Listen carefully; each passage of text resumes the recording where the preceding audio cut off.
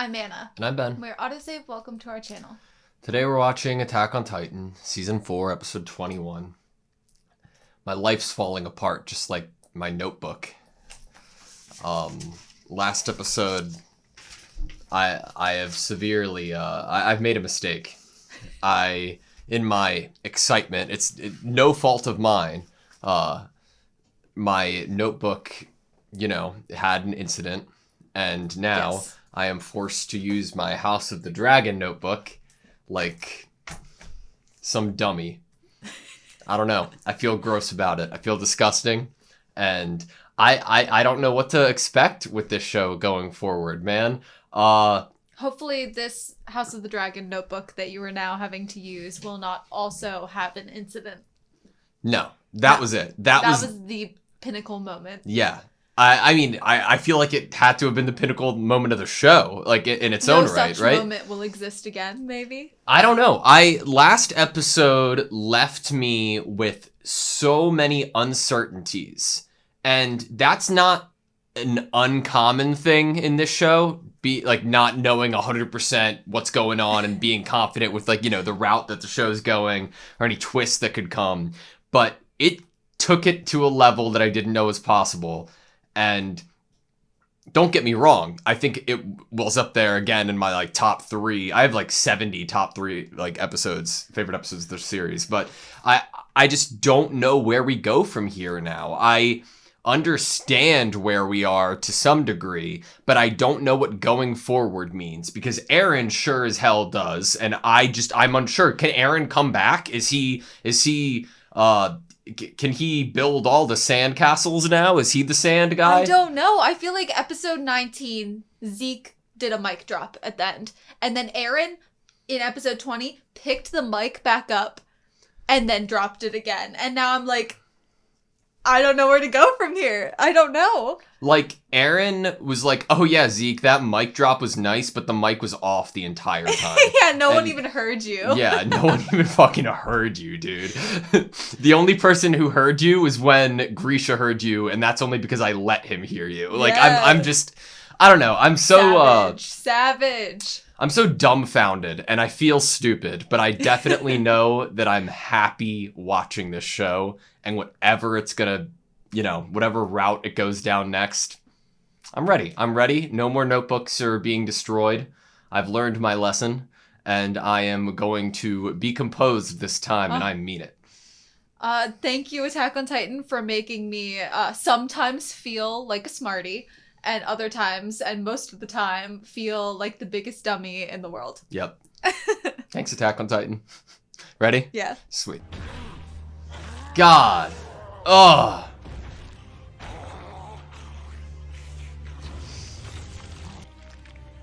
Cool. Cool. That's sweet, man. Oh, and they had the blood. Oh. How did Rod escape? Grisha's voice acting.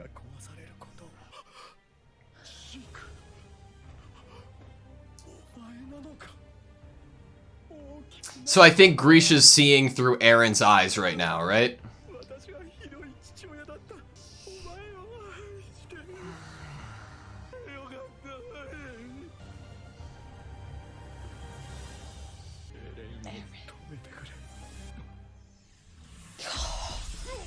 Oh my god. Oh. Chills. まだ親父が俺に食われるところを見てないぞ。世界と戦うように仕向けたのか。本当に時を超える能力があるのなら、欲だけをグリシャに見せて。は復権派の務めをためらっていた。自分がその力を使えないことを知っていたから。始祖を奪い、もっと先の未来を見たからだ。お前が見せたことで。あんたが俺を親父の記憶に連れ込んだおかげで。Okay. 今の道がある。お前の望みが叶う。あれを見たのは4年前。He did. Historia's hand. 親父の記憶から自分の Through In that Dad's memory. face. すべてのユミルの民から生殖能力を奪え。先ほにエレンを止めてくれとお前に従ったことを後悔した。どんな未来の景色を見たか知らないが、お前は全てを見たわけじゃないんだろ。力が使えないことを知らなかったように、お前は無力なままだ。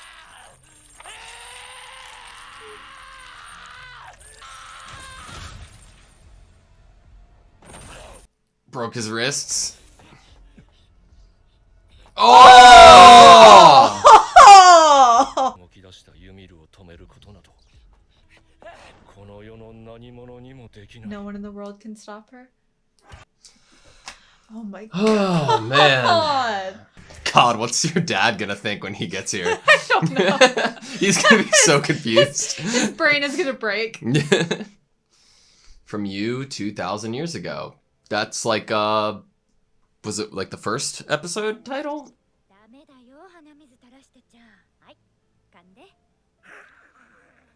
The song. 女の子らしくって何？女の子らしくっていうのはヒスタリアもこの子が好きでしょ？うん。いつも他の人を思いやってる優しい子だからね。Because she's so kind? No way. No way. Look at the lack of saturation.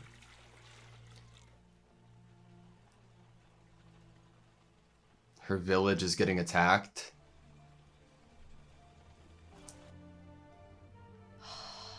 Pillaged. Taken as slaves. You wonder if this is the depiction in the courtroom? That's why she can't say anything or stop anything. She doesn't. 助け合いながら生きていかなきゃいけないんだよ。豚を逃がした者がいる。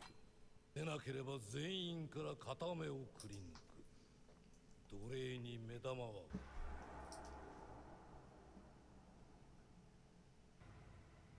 逃がしたのはお前か。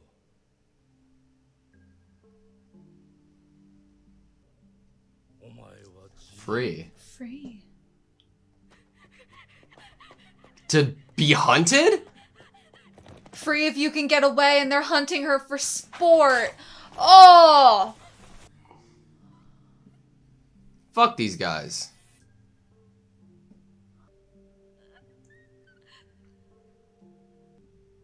Tree. Kind of look like Ilse's, yeah. It's reminiscent of Ilse's notebook. But it also looks like the white tree-looking thing in the desert. You think this is where the devil of all Earth is? Mm-hmm. I think so. Is it a devil or a god? Or neither. Or both.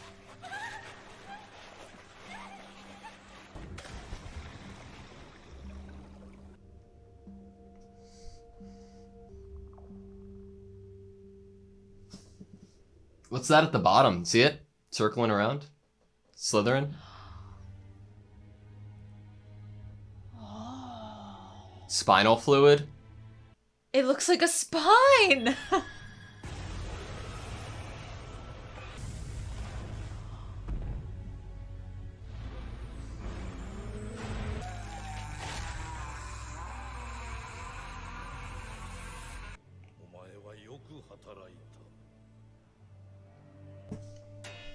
She went back and fought for them after what they did?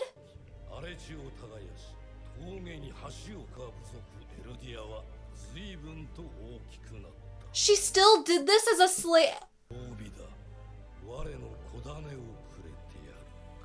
Oh no! They had the daughters!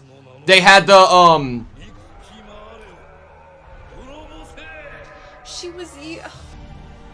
This is the end credit with the daughters. Looks just like Historia. Maria, Rose, and Senna.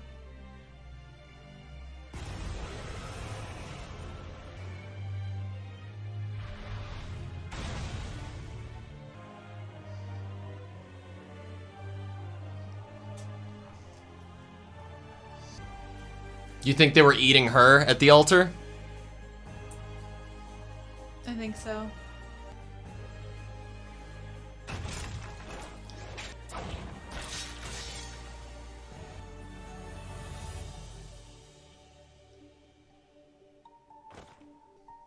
But what about regenerating? Healing? 何をしておる。我が奴隷ユミルよ。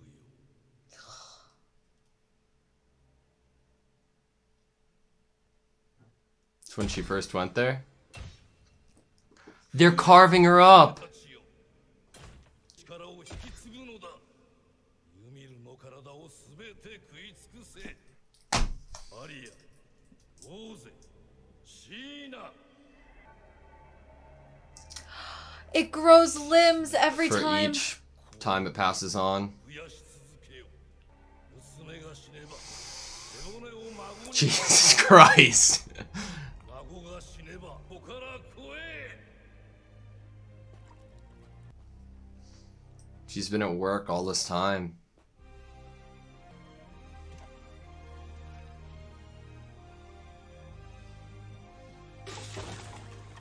この世の大地を個体で支配し、我が巨人は永久に永遠に。終わりだ。俺がこの世を終わらせてやる。俺に力を。神でもない。ただの人だ。誰にも従わなくていい。決めるのはお前だ。お前が選べ。何をしている。ユミル。俺の命令に従え。 You're just trying to use her too. 全てのユミルの民からまで導いたのはお前なのか。今すぐやれ。待っていたんだろう。 Waiting all this time for someone that doesn't want to use her? 2000年前から。 The Her face. eyes, her pupils. The face that Aaron made was her face.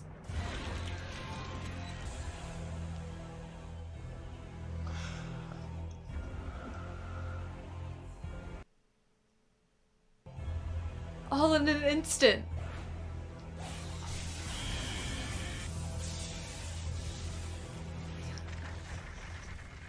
No!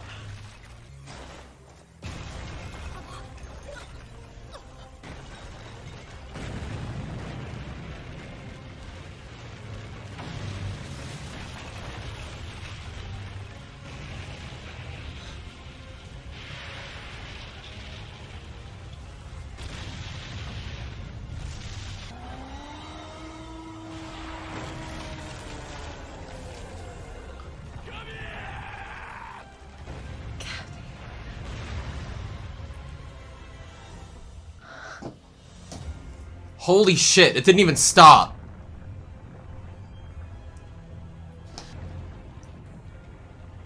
It's like a centipede.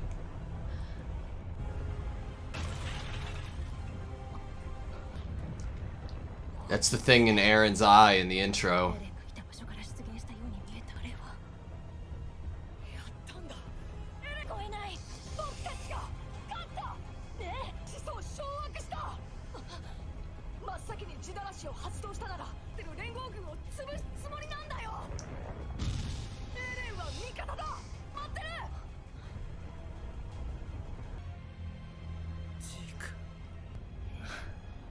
帰ってきた。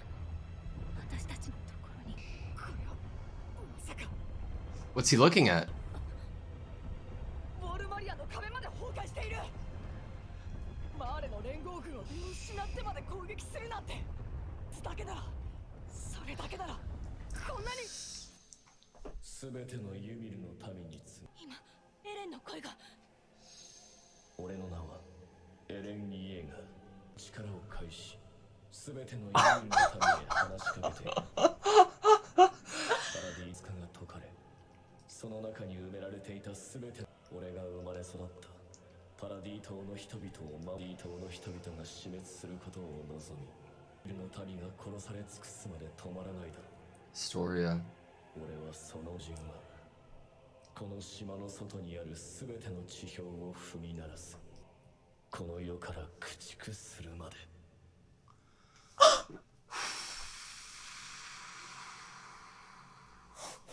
Well, that was Attack on Titan Season 4, Episode 21. Why do keep like feeling like laughing at the end of like these last couple episodes, and it's like I don't know how to describe it. It's like one of those laughters that you know how sometimes people like laugh when other people believe or perceive that they should be crying or something.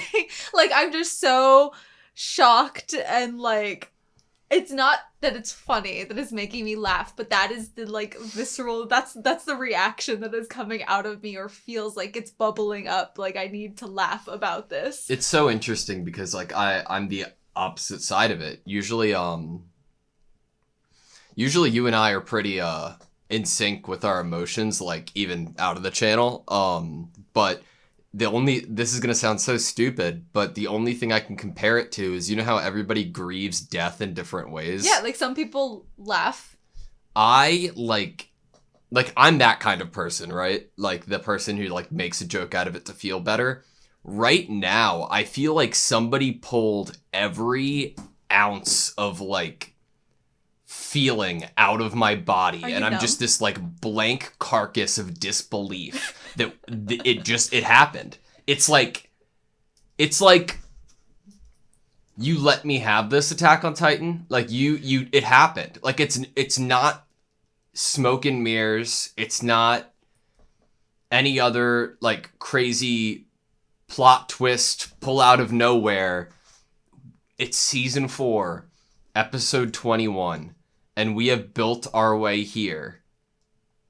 We didn't know how or why it was going to happen, but we just watched Eren unleash hell onto the rest of the world. Mm-hmm. And I feel differently about it than I thought I would. I feel, I know we've talked so heavily and all, of course, deserving in how we view this show and the writing of it to be amazing. And we've talked heavily about that.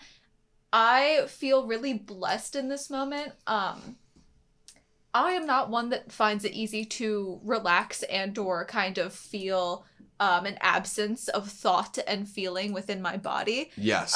Yeah. And to feel that way, that numbingness in a positive way, I view it with this situation as a positive, and it feels really good to just, I want to just collapse and be like, oh my god. And you know, like, that's I feel just the how same I feel. way. I which is really fucking weird for me to feel like, considering what just happened. It's I know, like, considering like it wasn't positive or like happy content. It's something about it that like it zapped me of energy and feeling, and I am like numb. And when I laugh and I smile, it's because of the beauty of the writing. Obviously not necessarily the beauty of necessarily what is happening isn't like beautifully positive. So. It is absolutely not a sense of relief, but I don't know what else to say. Like I like it's like it's so hard to put into words. I guess for the first time in this entire series, I have zero guesses as what happens next.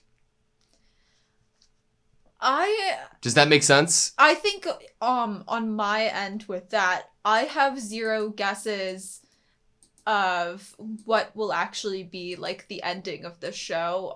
What is the story ending? What is the goal of the story, you know, that the author has put into place? Is it that Eren is going to completely get his way and everyone is annihilated? Or is the goal of the story for Eren to be stopped? You know, I don't know. And it's not for me to know. It's for me to watch and see. And I can't make a guess. Obviously, everyone was there at the end, kind of witness and hearing Eren's voice. And that does give you an energy that there will be some form of resistance, building of all of these people who will probably disagree with this let's kill everyone plan. There was the let's have Eldians, you know, cease to exist by cutting off the ability to have children. And then there's Eren over here being like, actually, why are we sacrificing ourselves? Like, let's kill everyone else. Does killing everyone else... Let's look at it in a different scope. A scope that we only could after this episode. Does killing everybody else, everybody except the Eldians, give Ymir a chance to finally rest? Or no? So, how I view this is that this is the first time what Ymir wanted was for someone to not make demands of her, to not treat her as a slave and use her anymore. And Eren came to her being like, you have let me in on what you want, and I'm here to do it with you. And that's the vibe I'm getting, is that this isn't Ymir as a slave doing Eren's bidding. It is Ymir lending herself to Eren because they are one and the same common goal. That Eren is what Ymir was wanting. Ymir was tired of being a slave. Steal their freedom before they steal mine. And Ymir has been toiling and toiling with this, and it's been building in her, I'm sure, this resentment of being a slave, to the point that she would be pushed to needing someone who also just would do anything over being a slave. Do you think when Ymir... After I ask this, I'd love to go through it from the start of the episode. Do you think Ymir, when she first had... Before she died, do you think she had the powers of the Attack Titan within her in the form of letting her see the future? Could she see Eren? Could she see a glimpse of Eren? Could Eren have manipulated her to see that? Did she just have the power to know that one day Eren was going to come because of the Attack Titan's power? Because obviously through Ymir, the power was divvied up. She seemed to maybe be creating these Titans. And she seemed to be creating every Titan like that, right? Like all the ones within the walls and everything. Here's a question for you. When each new monstrosity, the king used monstrous, so I'm going to go with the word monstrosity in tandem. Do you think that maybe each Titan that was created that was of Ymir's design and or someone giving her the orders, make a Titan that's the tallest ever, make a Titan that's really this, and maybe the Attack Titan was the first she made for herself? Maybe. That's a great guess. And so maybe the Attack Titan was the last of the ones that she created, and maybe she created it because she wanted to. And maybe this was maybe it's one of those things where she was told by someone, hey, create a Titan that's really good at attacking or breaking through. And she was like, I'm going to use this. Like, I can use this. I'm still following an order, but maybe someday this Titan will, be something for me. Yeah. That's a possibility. Do you remember what season we got the outro that it's here? It's season... What season is this? Season 2. Season 2. I just wanted to... Because now more than ever, holy shit, we have to, go through this. Okay, so starting up, we have the depiction that was in the book that Frida was reading to Historia, right? The whole devil of all earth, quote unquote, and this person, Ymir, giving the apple.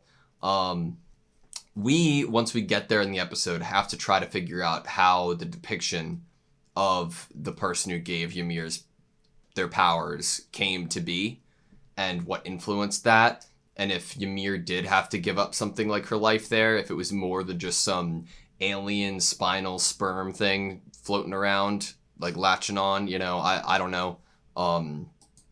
But after we get that depiction, I feel like this whole entire outro was Ymir's plan or Ymir's life going into her plan. Mm-hmm. She was constantly used in battle, in fortifying the Eldian Empire.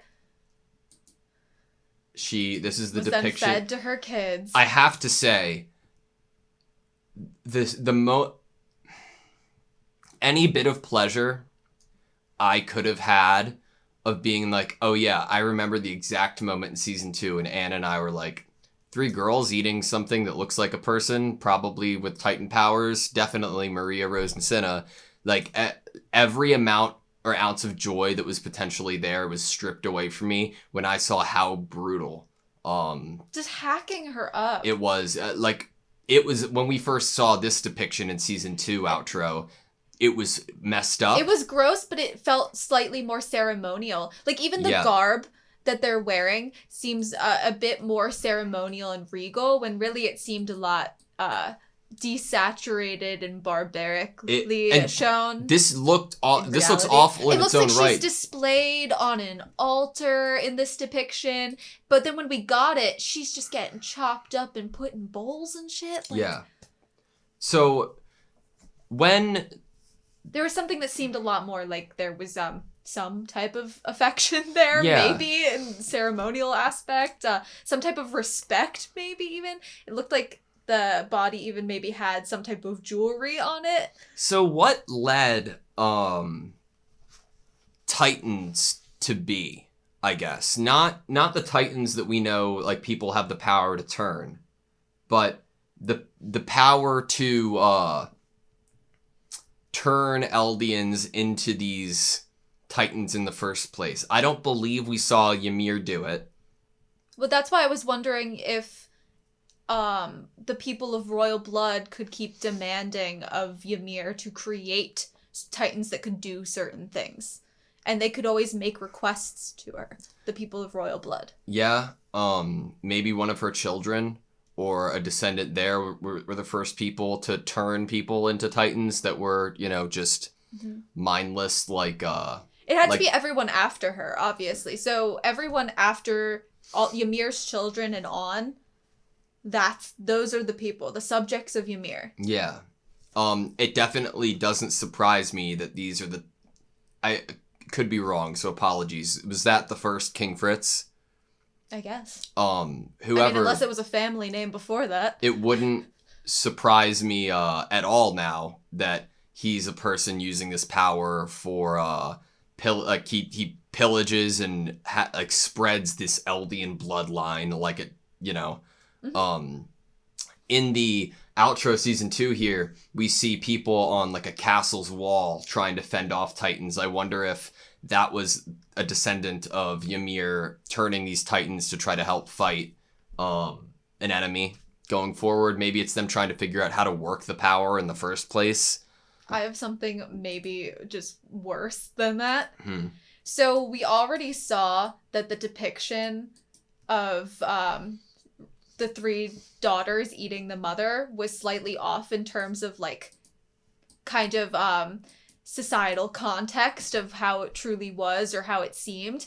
And it makes me wonder if this is the rumbling that we're seeing. And when we saw knights on a wall, we were being shown it coded as something that would seem like it was the past, when really it all has a filter on it, and this is about to happen. You are very smart and probably correct. It's just interesting to me that we just saw a shot that we now know had a filter on it to make it look like knights in shining armor kind of time period, like medieval time period. What we got for reality does not fit the kind of time period that it was. So you're suggesting that it was like a biased piece of history, as maybe this outro right now is it's what's to come. Possibly. In a different skin. It's only because it was slightly different than reality that I'm. Because you definitely do see like something that looks like the Colossal or those huge marching Titans. We didn't see any other like Titans that weren't colossal looking, correct? Which is, it probably was when this originally, when Fritz, the first one, I guess, the first King Fritz was like, let's pillage everywhere with our powers, and that's the whole reason Marley hated the Eldians to begin with. It probably was that. That's exactly probably what we were seeing. I just found it fun to make a theory since the kind of medieval filter that was on it, and almost like a Grecian filter towards the end too, with like the Titans kind of. It reminds me of like paintings, like Venus. Yeah. Man, I'm so like thrown. Holy! I thought that last episode was hard to digest, but this episode is holy crap, dude. Okay. So obviously, Eren doesn't give a shit about his hands, right? Like he's like, if Ymir had to spend all these 2,000 years toiling away with her hands at work, I can at least sacrifice mine to try to stop her so that I can save my friends. So, you know how in the opening, the rumbling song, and there's a line that says, do it all for you too? Yeah. What if it's two as in also, and not two as in TWO, like Armin and Mikasa? And it's more like you two, like me and you, Ymir, Eren and Ymir? Yeah. Once we get to the actual captions and the dialogue within that conversation, I feel like I might be able to throw out an idea or two in speculation. The idea of us seeing Historia here to connect it back to the Ymir storyline is really interesting because, like, obviously we get the whole founding Titan being here with Historia, right? And being somewhat of a great person to Historia, you know, caring, wanting to teach Historia manners, how to be ladylike. And Ymir was probably around the same age as the Historia that we're getting in this depiction, and that they are similar in terms of appearance as well. The choice not to show the pupils in Ymir, I think, in that is like old brilliant. time period. Yeah, I like that it wasn't just. I mean, we got her earlier, and I was wondering about it, and then to go back in time and see that everyone was kind of depicted that way, I liked it. Now, there seemed to it created some amount of distance of this is the past that we're looking at. And I liked that it created a separation there. I like that with the lack of saturation for sure. Part of me was like, what would it have been like if the only person's eyes who were like this the entire time was Ymir's? That being said, this line comes from Frida about Ymir. Obviously, I don't know how much Frida has access to, Founding Titan-wise, currently about what Ymir actually was like, or if this knowledge is just being passed down. I mean, did anyone ever know what Ymir was like? If Fritz's ideals were the ones that were always pushed forward by the royal family, then I don't think... And Ymir couldn't talk. Ymir's tongue was cut out. Ymir could never tell anyone how Ymir really felt, even her children. So anything that the father figure, Fritz, pushed would be the narrative. Because... And that goes so well with, like, history being written by certain people, and, Well, there's the connection to Historia, right? Historia is literally the bridge between Eren and Ymir. That she's okay with being the most hated girl in the world. And, obviously, visual similarities, the whole, you know, when they decided to show us the Frida Historia again... and then to show us Historia in a very similar position to Ymir pregnant. Yeah. When God, imagine, Historia is going to have one child, and instead of 3 walls, we're just going to have one going forward in some fucked up loop. But, so Frida's talking about Ymir here, saying that she's always thinking about other people because she's so kind. That breaks my heart. It does, because... She thought of other people because she was going to get killed. She didn't even do... None of the depictions of things we saw was her doing things for other people until she got the power. She was sacrificed. It's interesting. I'm trying to get a gauge because, like, obviously we see a little bit of Ymir before the village is pillaged. And... it's her looking like they're filling a bucket up for family or rest of the village. Grandmother, little kids, or some old lady that needs help. Yeah. I guess that could be a depiction of her helping others. But I guess that's the grandmother dead on the floor. Correct. Armin knows that kind of pain too well. The world is full of pain and suffering. Well, the tongue's getting cut out. Ah, man. Yeah, imagine. It's so fucked up that you're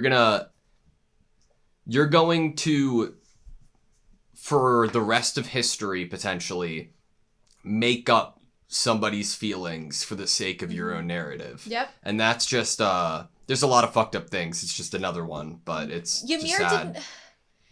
When we first heard of Ymir's story through history from different accounts from different places, Marley's accounts, Eldia's accounts. When we hear of Ymir, it was like this is what she wanted. She was this strong warrior queen, basically, is this energy that I got originally, was that this was her, like she was running the show. And to learn that we don't even know, the only person that seems to maybe have any idea, viewer doesn't count, but viewer doesn't even know, is Eren. Eren knows more than anyone else could even have a clue on what Ymir thinks or feels. And maybe Eren is the only one that cares to try to listen and understand. Well, let's try ourselves, right? Because although we don't get words, we get something. We get actions.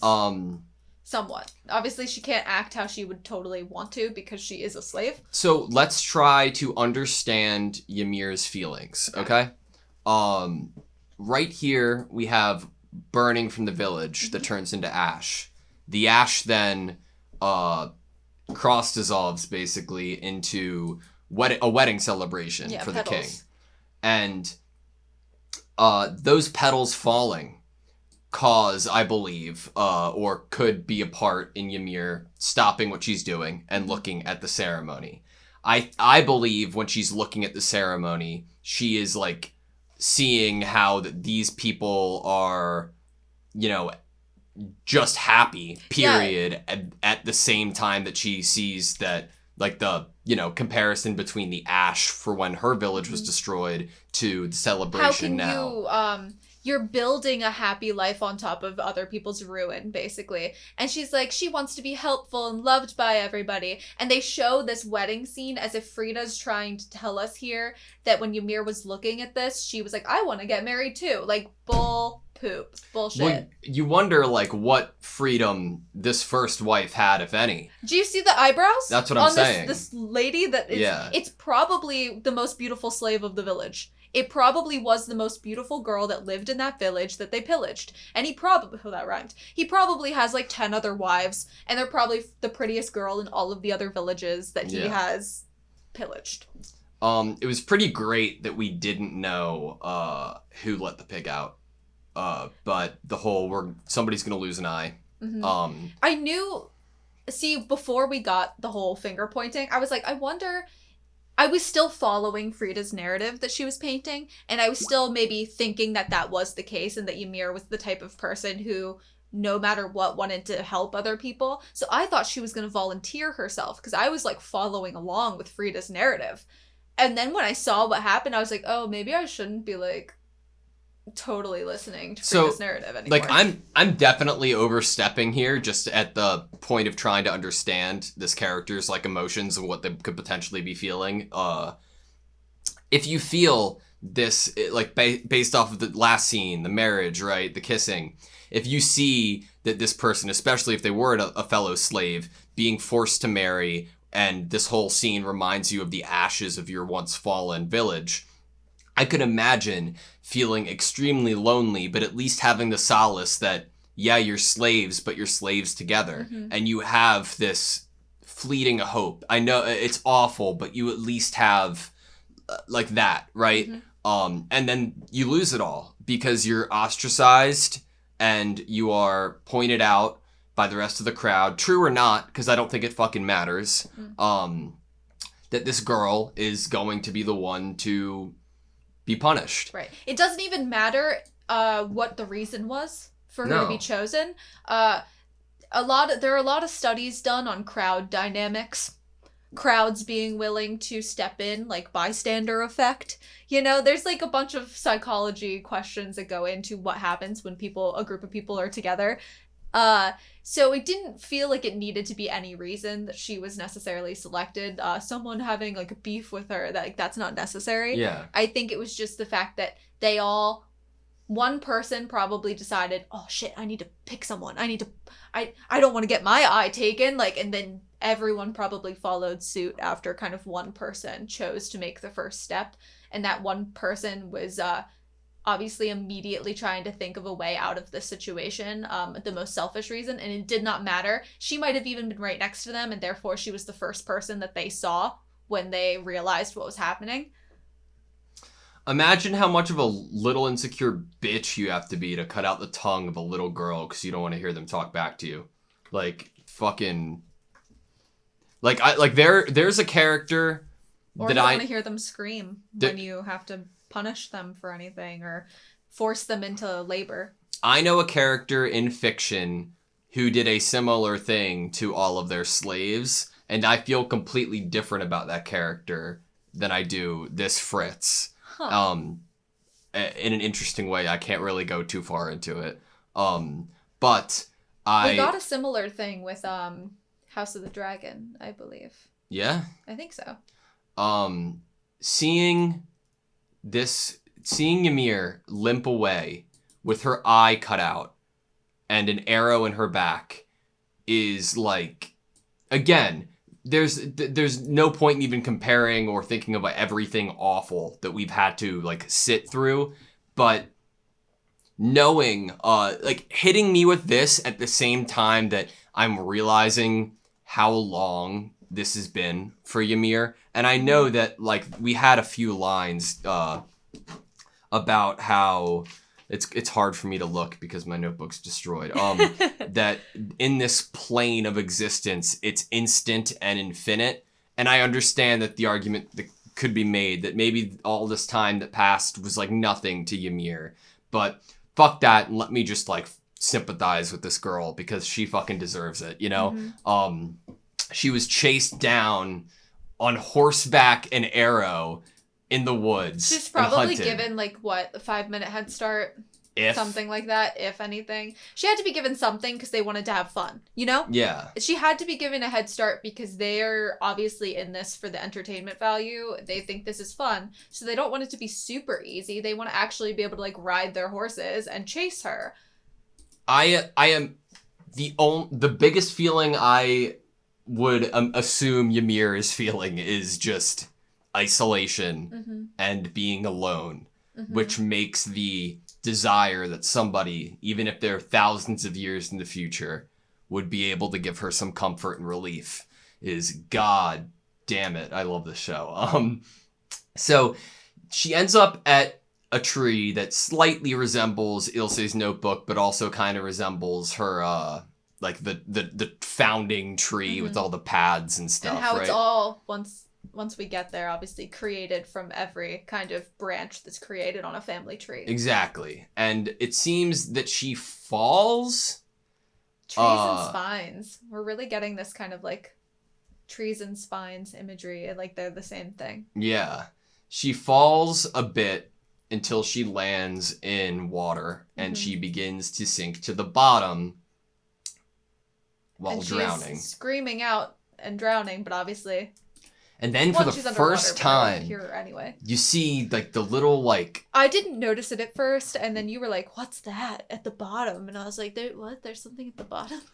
So this is going to be hard to talk about because like we're 4 seasons, 21 episodes into a show, and we are kind of being introduced to a completely new idea that we've had no... Right.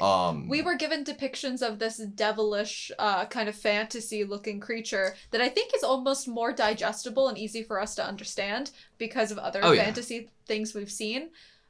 And honestly, that's probably why the history in this universe created the creature to look that way when they wrote it down and drew it in books, is because this would not be... You can't draw this for people and, like, have them understand this. But also... Like you said, who is history being written by? Not the person who experienced this. Right, and she couldn't even tell them what she saw. No. You know? So obviously, Fritz or someone else had to kind of make up what they think that happened. So immediately, I think Avatar. Like when I see it, right? Either or. Doesn't even matter which one you're talking about, both.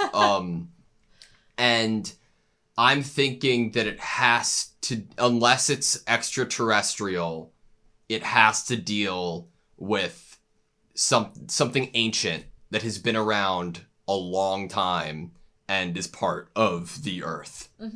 Yeah? Yeah. That's all I can really like confidently even guess. I don't think I could even theorize or guess because this is so so much created by the creator of this story, and not something that is directly inspired by anything else that I know from anything I've read. So I can't even begin to theorize what this thing is, or how long it's been there, or... I'm with you, because I'm trying to we draw connections from other works of fiction that we've seen or history to try to make sense of things a lot of the time. And it's really hard for me here, because like I said, the Avatar thing, but at the same time, Ymir is very close, if not already dead here, right? And whatever this thing is, gives her the power that we know to be is the power of the Titans, which inevitably heals her. We don't know if this was looking for anything to latch onto. We don't know if it chose Ymir. We don't know if there is some deal being made here. Like, obviously, this little fish man, old Greg thing, it like, alone, when I look at it floating and swimming in the bottom of this pit of water, I'm not thinking that whenever it wants to, it can turn into the colossal titan and run around, you know? Like, I'm thinking... Parasitic. Like, it's parasitic, yes. And I don't know if that means it infects Ymir. Does it have a consciousness of its own? Is that the attack titan? Like, I don't know. Like, it's very hard to connect what we know and what we've been given to this. Is it something that we're even supposed to understand? Or just be like, all right, third party, alien looking thing was the creation of it, period. Yeah, is it just there to show us that, further the point that Ymir could never tell her story? And that is why we don't, and we'll never know exactly what that is, because, and the reason why we think and thought differently is because Ymir was never the one telling the story. Yeah. All we see next is this ribs, and not very not like the Titans that we are used to now. This Titan definitely isn't as covered in like flesh. Skin, yeah, it's more skeletal. Muscles. It's more skeletal. It seems like once Ymir goes into the paths, then she is constructing them to look a little meatier, I guess. Yeah. You've done well, my slave Ymir. Why does she go back? What else does she know? Exactly. It's frustrating. And it furthers sad. Why she will stay for eternity following the orders of the royal family, because it's almost like that feels more comfortable to her because it's what she knows. It's so disgusting. Well, okay. So she has this power-ish. We don't know if she can control it. We don't know if she's able... We don't know all the intricacies of why she went back, if she had another plan, if, unfortunately, she had some sort of, what do you call it? This is the only life she knew, and if she had to decide being alone again or going back and maybe having something to offer, sadly that would be the thing that, led her to her decision. I don't know. But maybe she regrets it, She had the power to smash all of these people and basically save her people even though they turned on her, and she didn't do it. And maybe that's a regret for her. Like, Eren is here smashing everyone and saving his people, the subjects of Ymir, the people born from her. And maybe that's what she wants is that's a regret of hers, like that wasn't her focus, was like herself and her people. It was the people she felt like her masters, she was a slave to. I have a question for you. Is there any shot that at this point somehow King Fritz already has some sort of control over Ymir? Because he references his tribe being Eldia. Mm-hmm. Does that imply that Ymir wasn't an Eldian herself? It seems like they were an empire that kind of took in a lot of places and villages. So Ymir's story is irrelevant because she is just a slave of this Eldian king. But she is the first person with this power that we only know Eldians to have. Because all Eldians, I guess, are subjects of Ymir at some point. After, inbreeding. But she but we got to witness her being already born before this tribe enslaved her. Right, and I'm saying I don't believe she was an Eldian. Yeah. So is there anything there? The fact that she wasn't an Eldian, maybe, I don't know. I genuinely don't know, because we obviously jump from that to only Eldians are the ones who possess it, probably, through Cena, Rose, and God, it's been so long since we talked. Maria, Rose, and Cena, yeah. I don't know. It's just interesting. God damn it. I hate this line so much. This was the worst line that I have ever read in this show. As a reward, I shall give you my seed. This is the most unromantic and gross sentence that a man could ever choose to say. I hope that no one in real life ever has to hear that. Ever. Unless that they just returned a large sum of money to Homestead Gardens and as a reward. Unless we're buying literal plant seeds. Yeah. I don't want to hear it. I don't know. I hated it. Some garden center somewhere. In the name of Fritz, annihilate the vile people of Marley. I love the I know it's small, but the details and the changes in armor and color and seemingly influence or inspiration versus different tribes being Marley and Eldia. It's especially if you're to see. Becoming somewhat of a melting pot, because you're basically pillaging and taking territories from other places. Therefore, your armor is going to change a little bit. You might have wealth now. So influence from other places. So when I'm looking at Ymir as a Titan here, I see a lot of female Titan influence. I see within the hands and the skeletal face, that could be jaw. Size could be colossal. I'm trying to, because it obviously everything comes from Ymir, so it all needs to be within this one Ymir, right? No, I still like my theory that she built all of the other ones based on whatever the kings and their bloodline ordered. One thing this definitely... Obviously, that's still a theory, so... One thing this definitely does not give us is, confirmation of how the walls actually came to be and why they were named what they were, which I think is really interesting. So we don't know why they were created and whose... I guess that would have been... Well, it was created by the King Fritz that fled Marley. That King Fritz that wanted to be peaceful and not fight anymore and wanted to go to the island. And I believe because that King Fritz would have had, memories of the past to some extent with the founding Titan, they would have created the walls after the three daughters' name. I think it fits. That makes sense to me. Well, what was the actual truth? Yeah. And then that King Fritz could have controlled Ymir to construct all of those Titans within the walls. It makes sense. What was the actual truth that Willie told us, though, that, went back on this fake history that we had always believed, right? Okay, sorry, wanted to go back and read Willie's dialogue in Declaration of War, because there was a decent bit of information there and history that was laid out for us, and that was that one truth wasn't necessarily the whole truth, and that 100 years ago, Karl Fritz, King Fritz, was the one to move the Eldians to the island because he was tired of the infighting.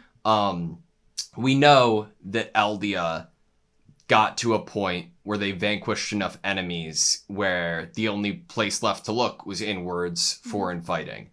And that is where I potentially see a problem with Aaron's goal forward. Right. Because, sure, if this is all you care about, I understand, and you're going to get it if all you care about is your 16 years, your life that you have, right? But you run the risk of just repeating history at a certain point if your goal right here is to vanquish all enemies. And sure, it might be great for now, but you run the risk of history repeating itself and It might be eventually good the for infighting 100 happen years. again. Right. It might be good for 100 years or so, maybe while you're in power, and then maybe when your kids are in power. But the further and further people get from the past, from a monumental moment in the past, which would be whatever Aaron's doing right now, the further people get from it, the less they'll understand it, the less they might agree with it. The more likely they are to want to strive for their own path and their own decisions. And the more kind of separation that is going to be created. And it will happen slowly with time, but 2,000 years from whatever is going to possibly happen here, the people are not going to feel and think the same way, and there's probably going to be conflict again. I wonder how Ymir felt when this vow was made, because The vow renouncing war? because in some roundabout way it obviously has some effect on her, right? Mm-hmm.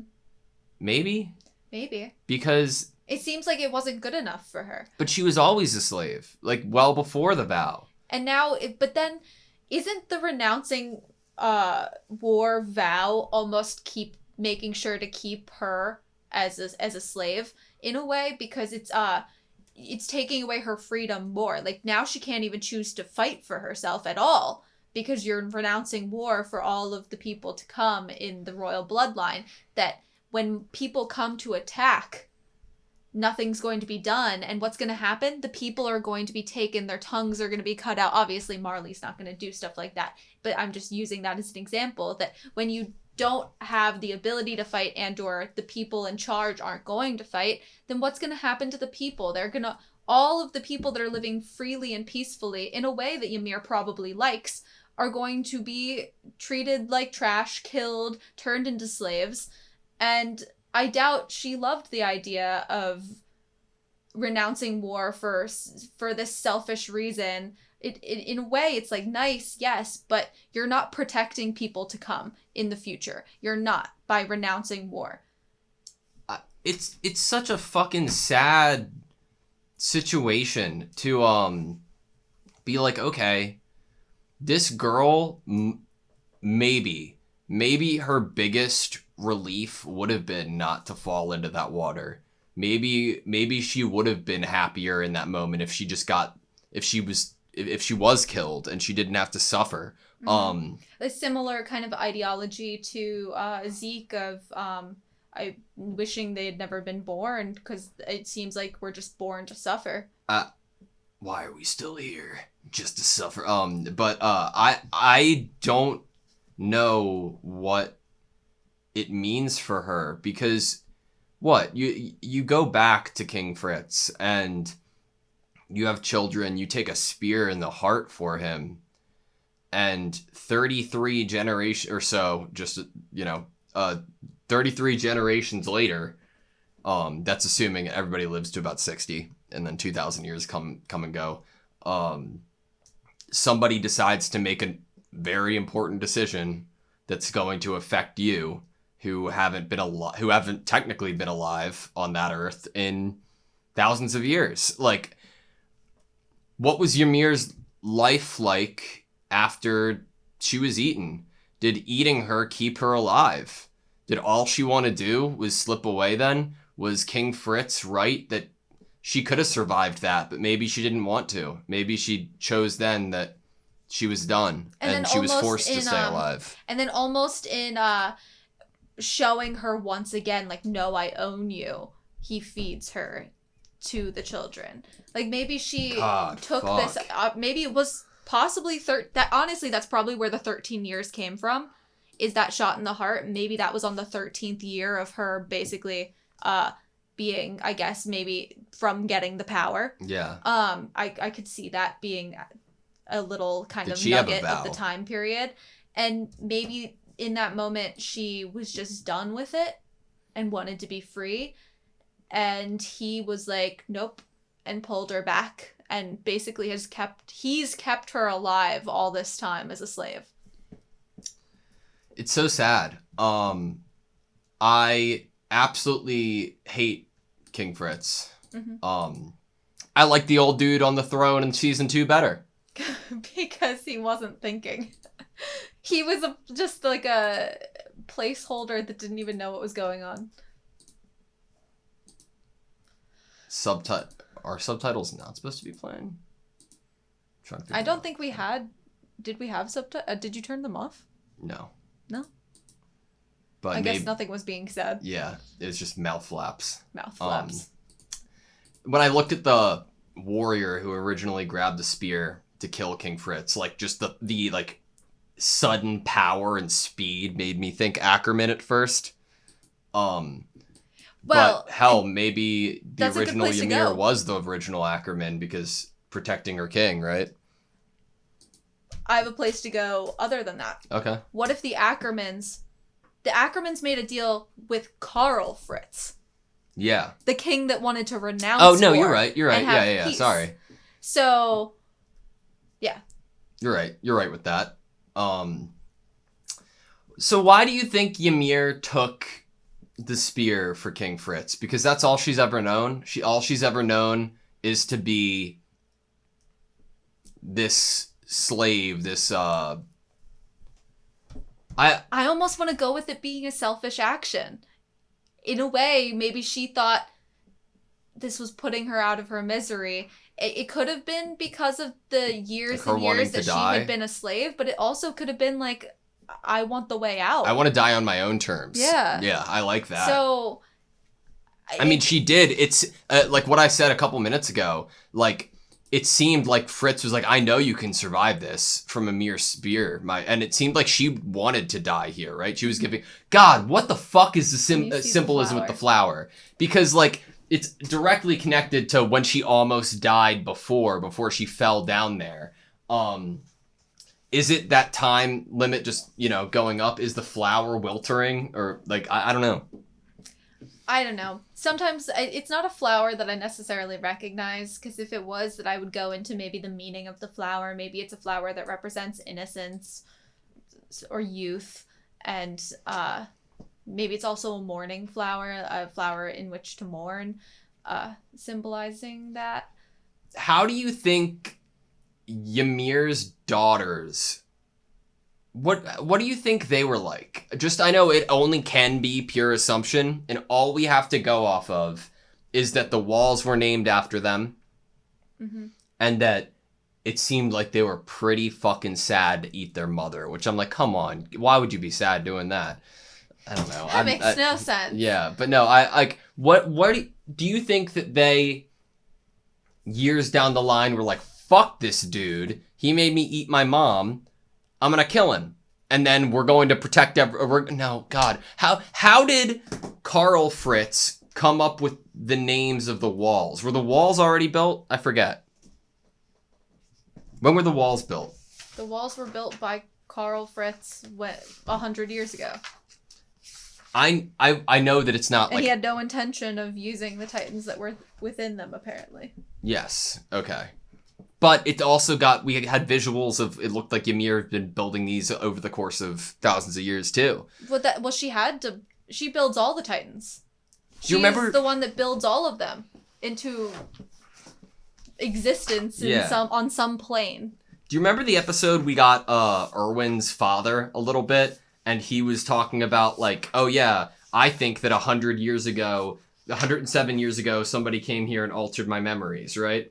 Or everybody's memories. I thought that there was a line, I could totally be just making this up. I thought that there was a line being like, and the walls might have already been there. Well, the Wallists believed that they had always been there. Yeah. Or that the Wallists believed they had been dropped down by God.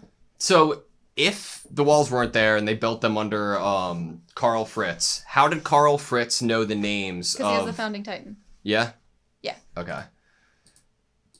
I believe the people with royal blood are the only ones that are able to go to that plane where they meet Ymir. And he had to be able to make this renouncing war wish to Ymir. So he had to have been there at some point.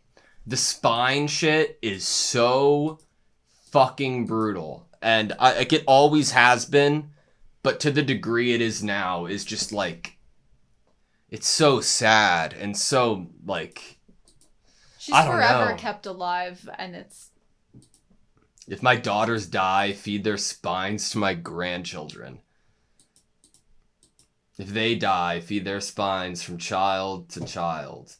Like, you want your legacy to just have this power for, like, I don't know. it fits with the type of king he was before he was able to get this power. He was greedy. Yeah. He wanted to be the most feared. He wanted to be the strongest. He loves that this monstrous power has come into his hands. Yeah. This looks like the jaw, maybe. And then this looks like the cart. This looks like female. This looks like attack. Beast. Armored, Warhammer, Beast, Colossal. Yeah.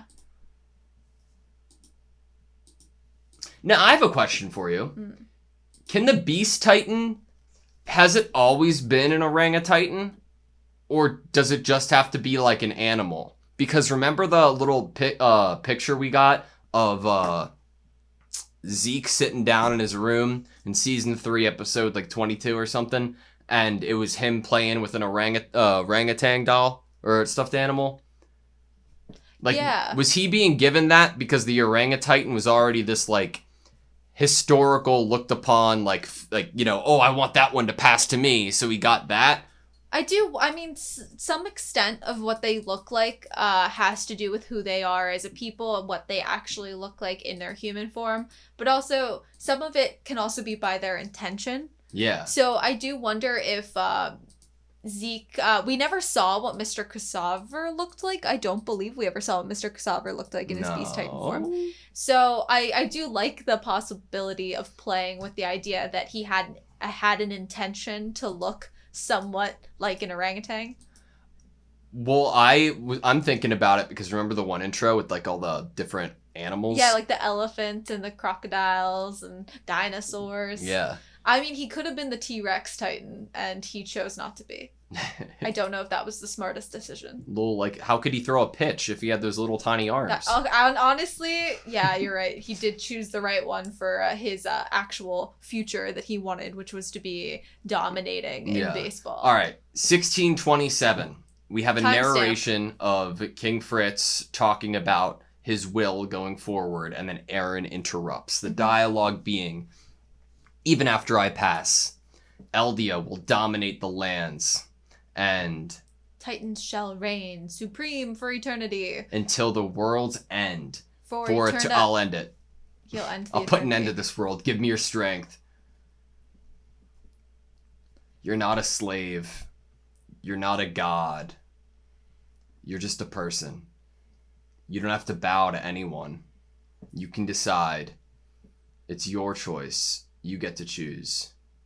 Do you want to stay here for eternity, or should I end this? The tree, right? The white light that branches out into all the different paths. Like, it definitely gives the same visual appearance or like aesthetic to that original skeleton It's thing the at trees the bottom of and the water. spines. We're seeing trees and spines as being like imagery that is synonymous. Were you the one who led me here? It's so messed up to think that it had to take someone that wasn't someone of royal blood to be willing to not be greedy once they met Ymir. How is it that every single descendant of Ymir didn't think once when they appeared in front of her about anything other than whatever they wanted? Like, they didn't think, wow, is Ymir just kind of stuck here? She's not talking. She doesn't look very happy. How sucky is that none of her descendants, her direct bloodline descendants, ever seemed to care about the situation she was in once they were able to see her for the first time. They just immediately were like, this is a chance. I get what I want. Before the bow, you mean? Greedy.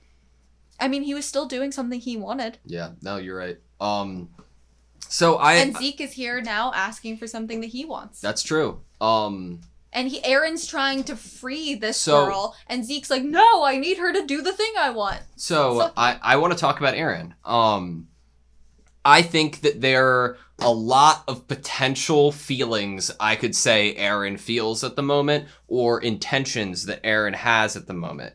And within those, I can be skeptical. I can think he's still saying what he needs to make sure he can save Mikasa and Armin and get what he needs to get out of this. But for some reason, my heart is telling me that and I could be totally off base, when he's saying this to Ymir, you've been waiting this whole time. I don't see that this whole mission all along he's been feeling for Ymir, like, in that regard. But I think right here in this moment, he is being 100% genuine, and like it's like almost for the first time this entire season, there's like no guard up, and he's trying to be sympathetic here. Obviously, it still would help him get what he wants out of the situation, but I don't think he's being disingenuous. I read it as very genuine. When Zeke finds out he has a brother, and when Eren plays this whole idea that they're on the same page, it's what Zeke wanted. Zeke wanted someone who could be convenient, pathetic even, as Eren would say, and be on the same page as Zeke and be able to get this future together. And Eren, I believe for Eren's character, Ymir is the only person right now that exists that could truly maybe want the same things as him or understand how he feels and what he wants. And I read that as an entirely genuine conversation and dialogue from Eren, and it is exactly what I believe by the facial expression. How could we not read it as genuine when obviously Eren was tapped in to some extent to make the same facial expression? Yeah. The whole idea of being a slave to other people's will is really interesting in this series, because there are different severities to it and degrees to it, sure, but the power of it is really interesting, especially how Eren's used it with Grisha. But I wrote something down when we were first getting introduced to Ymir, and when we were still hearing Frida's biased view of it. And there's such a consistent theme in this show of different characters, whether righteous, not, or somewhere in between, of a character ending up shouldering the weight of the world on themselves to try to, in their mind, do what's right for humanity going forward. Whatever that means, because it can mean a lot of different things, right? But that theme is constant. And it seems like a lot of the times it has to do with pointing fingers and picking someone to blame or someone to punish in order to move forward. Is Ymir the most selfless and selfish character in that sense? Because like all she wants in a way is to just rest, be allowed to be free. But she's been waiting for someone to do it. You know, like there's something really interesting and like about that, you know? It fits with the little bit of her character that we've gotten. It would never have been Grisha. It would never have been Kruger. I mean, yes, she's had to wait 2,000 years. But we've seen, especially from Grisha, we can understand that Grisha would have never done this for her. Or maybe felt like he was on the same page as her. Grisha kind of liked Zeke's plan. Do you think that it comes from like the Historia connection between Eren and Historia? Like it comes from that it's I could see it being like, oh, by saving Ymir, I'm also saving Historia, and like at the same time. And it seems like we can see Historia obviously when I said Grisha was on the same page as Zeke, Yeah. Grisha didn't necessarily know what Zeke's plan was, Yeah. but I'm just saying he probably would have been more on that side than Yeah. what Aaron's doing, obviously, because he wanted to stop Aaron. Okay, back. Historia and Ymir seem to...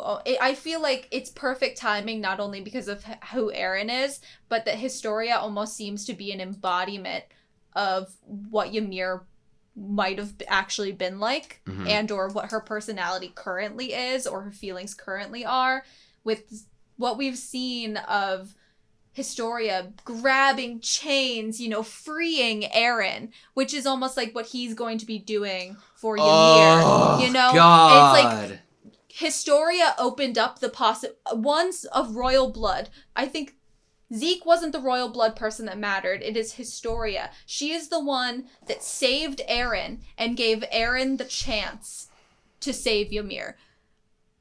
Yeah, that's great. If that's what we're going with. Broke the chains off. Unshackling freed the Aaron. binds. And from that moment on, Aaron was able to run towards freedom. Because in that moment, like, the actual literal shackles, were taken off. And he was shown things and he was free. And then from that point on, he learns even more from once he bows in front of her. He bows in front of the person that frees him, actually offering himself without it being that he's a slave. He chooses to bow in front of Historia. This is his choice, his own free will to respect her. Maybe what I said a couple minutes ago about how there's that fear of if Aaron does this and follows through, it could result in the same thing because history repeats itself. But there's a factor of the only truth is that there is no truth. And I think that holds very true when we saw firsthand that the only truth was cut out of Ymir's mouth. Mm-hmm. And... oh, I love it. It goes so well. And maybe knowing what happened truthfully will change things. I don't know. I'm also what we're going with of whatever the truth of what Aaron's thinking right now, we don't know, because what we're going off of is only what Armin is kind of painting. The picture he's painting at the end of being like, wait, no, why is Aaron taking more Titans than what's needed? Armin is implementing, I don't know which is the right word to use right now, because it is very hot in here and I'm still kind of mind blown about this episode. But he is painting a picture from what he is kind of surmising from what's happening. And it's not necessarily exactly what Aaron is thinking, and I need to remind myself of that. Yeah. That we don't actually know what... if Aaron does truly plan on wiping out every other person. We do not know that. I read one word of this mid-roll, and I'm like, okay, we need to fucking read this mid-roll. Okay. Information available for public... is it okay if I read it? Yeah. Cool. I already started, so... oops. Should have asked first. The origin of Titans. According to legend, the founder Ymir obtained the power of the Titans when coming into contact with something. For generations, her blood and power were passed down by the Eldians. However, the identity of that something which began it all remains unknown. It may have been some type of pathogenic parasite, a god who pitied the founder Ymir and gave her power, or something else entirely. Huh. Pathogen? God? Dog? Her blood. It's like she wasn't even I think this even shows the separation between her and the Eldians here. Is her blood and her power. Yep. Ymir was taken. The Eldians and weren't then passed special. down by the Eldians. They were not. It could have They been took anybody, it from right? her. It could have been Marley. It could have been Marley that married Ymir and forced her to have kids. It just happened to be this dude. It's a fucking dude. It's a fucking it flipped me on my head a little bit. If what we are understanding by that is true, holy shit, the Eldians had even less of a right. Oh my god, that's a fucking... They took the freedom from someone, and then it's like, okay, it's they took all this tax money from her. They kept her poor and they kept her a slave. And then one day she is offered an apple by a stranger and she's like, wow, I'm so hungry, I'm about to eat. And they take that too. Yeah. They take everything, even new things she's given. They take everything from her. So I'm really, really, really gonna need some time to digest this parasite. Is it or a parasite god or whatever god it is. or whatever? Whatever it is, whatever the origin of the Titans in this thing was, I'm gonna need time to understand it and then sit with it. The only thing I can compare it to right now is like the lion turtle in Avatar: The Last Airbender in the final season. And that's controversial to some people. Right? Like, without spoiling anything, the idea of introducing an element potentially without an answer could be controversial to some. I think, for one, it just like the show says, it's not black or white. It depends on how it is written, how it is told, and how it is portrayed on a manga or a screen, which really matters. Whatever this parasite is, whatever this god is, whatever this X, right? This X factor is, X equals big things. I don't know. Whatever this thing is, somehow can affect human anatomy and give godlike powers to somebody, and it just latched onto Ymir, and because she was there, because it didn't matter who was there, because we don't know. I mean, and that could be it. That we've already said that for a few things in this episode, is that it doesn't even necessarily need to matter what the reason was. It doesn't need to matter the reason that she was the one singled out. It doesn't need to matter what this thing was and why it chose her. What matters is it did, and now stuff happened. And what is going to happen now? We're not watching the anthology of Titans and how they came to be. We are watching Attack on Titan, which is an isolated story. Isolated story focused in on from you 2,000 years ago. Exactly. Like, 2,000 years in the future to you. Thank you. It's exactly it. And I think that it's like a letter from the past. God. Whatever Eren has become is fucking Doesn't it horrifying. somewhat remind like you mohawk. of like when Rod became a Titan and he was like sliding on the ground? There was like a centipede kind of bug like. It was so gross. Well, did we ever get like an full reason with why Rod was as Rod as he was? Like when he transformed? No. You know what I mean? Like why he what? Like why he was so big. Why he was so big? No, Yeah. we have no explanation. I do want to say that the rib cage thing feels really good to me, that Eren has this giant rib cage. Obviously, it fits with like the imagery of Ymir that we got. But if we're going with this idea that Eren's full focus is protecting himself and the people he loves mainly from ever being slaves, Mikasa and Armin, go back to the first time Eren protected those two people with his Titan powers, and it was a rib cage. Fuck, that's pretty good. And there was that flower under it too. And it was a... Yeah. Stop! I forgot about the flower!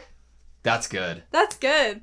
What it reminds me of is Gasha Dokuro, I believe. I don't Gasha Dukuro. It's some, I believe it's Japanese mythological creature, mythical creature that is made up of it's skeleton. It's huge. I used to have it as my background on my phone. Oh, that thing. Yeah, and it's like made up of fallen.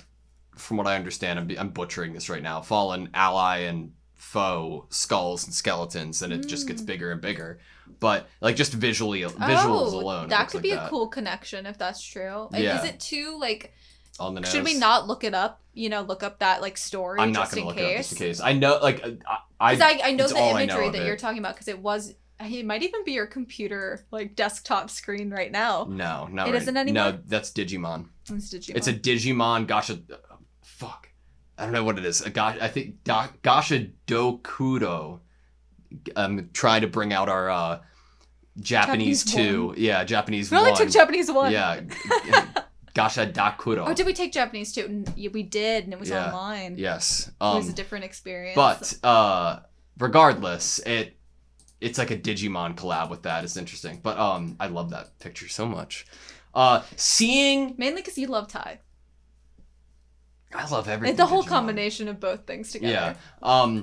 But seeing everybody able to hear Eren and be transported, it could be for our own visual like sake, into this realm, into this desert area. It was so surreal. I love it. And I love that the only person I feel like that seems to understand or be in awe is Peak.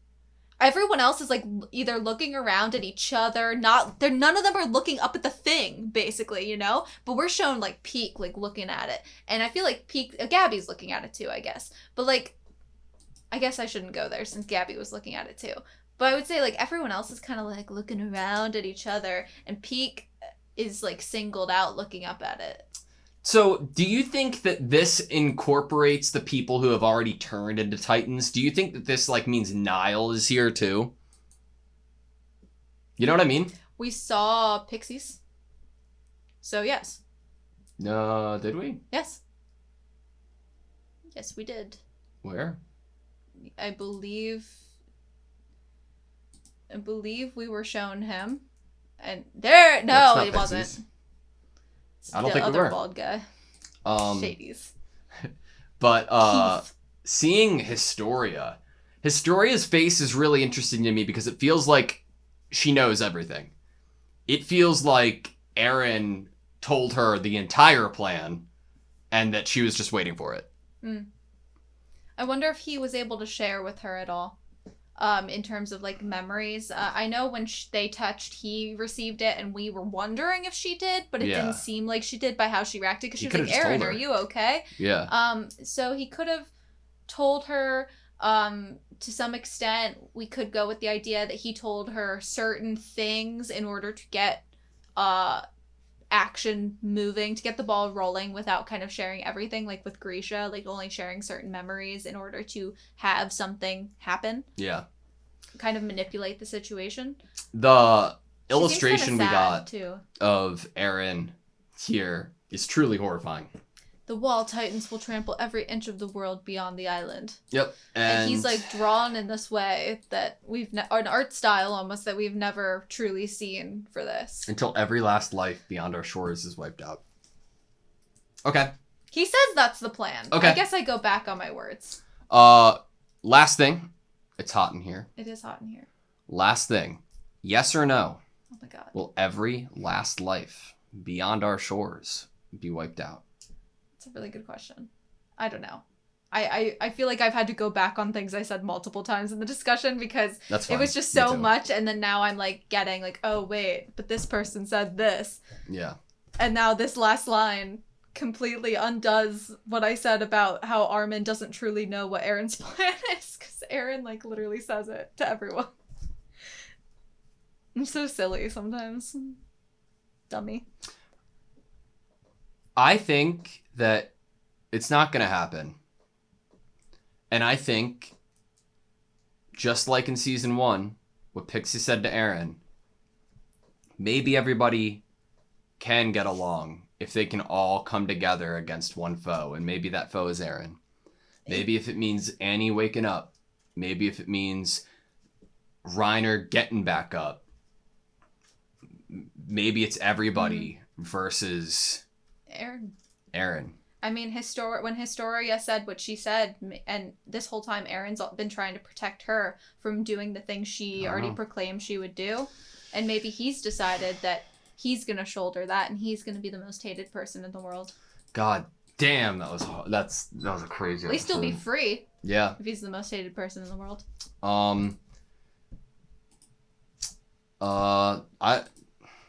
Did you like that episode? Yeah, I feel like I feel a little bit dumb, more because of brain emptiness and because there's just so much to like think about and process, and I'm like, oh, did I not get it all right? And So now I'm just like, God, imagine having the fucking balls to name your first episode of your entire series to you 2,000 years in the future and not fucking fulfill it until 4x21. God doesn't that damn sound it, like I it love would this be like the fucking last show. episode? Wouldn't you think it'd be the last episode? if No, it was, I wouldn't think bringing the title back. I wouldn't think it'd happen at all again. Like, it's... God. Exactly, unless it was a bookend, which it's obviously not. So Yeah. interesting. don't know. Interesting. I don't know. You don't know? I don't know. Yeah. You good? Yeah. Thank you guys so much for watching this video. Please like, comment, and subscribe, and we hope to see you next time.